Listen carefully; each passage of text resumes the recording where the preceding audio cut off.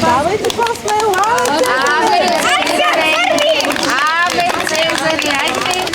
От тук именно ще видите жилищната част, приемната, така наречения негов дворцов комплекс, а в тази част вече се намират магазините и официалната част, официалната порта, където се влиза именно в този комплекс. Тук всяка година ежегодно провеждаме един фестивал Белите нощи на Разград.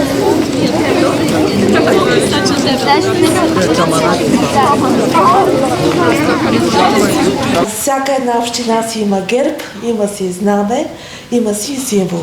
А символа на нашия град е златния пегас. Това е един прекрасна културна ценност от средата на 4 век, именно от периода на траките. Най-вече тук в нашия регион са населявали племенни общества, съюзи, именно под името Гетски племенен съюз.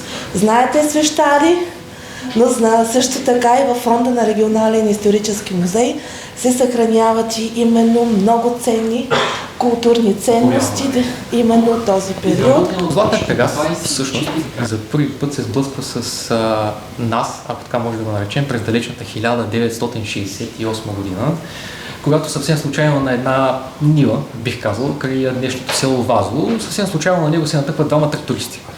Явно осъзнават колко ценна находка са открили и решават да си го поделят по-братски, така както ние обичаме. Поставят го на мегемен. Неговото тяло е кухо, премазват неговия корем и решават да го разрежат с ножовка. За жалост. Към днешна дата, през 1974 година, протомето или предната част на този пегас е иззета от тогавашното МВР и е съответно дарено тук в нашия музей. Разровиш ли вещо могилите стари, останки далечни от минал свят, мигом вижда светът, че до вас при свещари тракийските вождове спят. С изложените експозиции. Разглеждате информацията по следите и предметите, които са изложени там. На работния лист са поставени различни изображения. Виждате ли?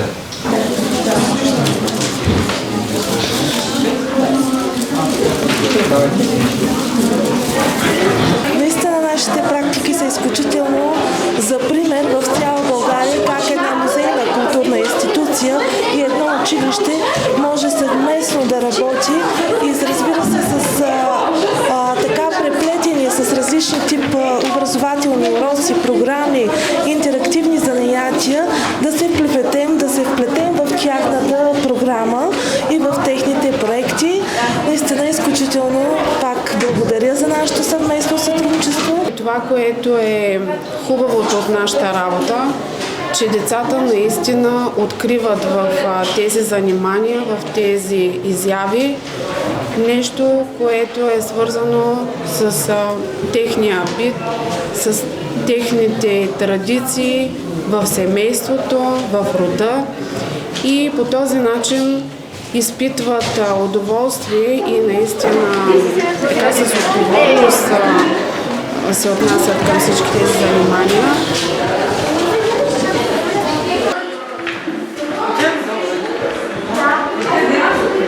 Дълго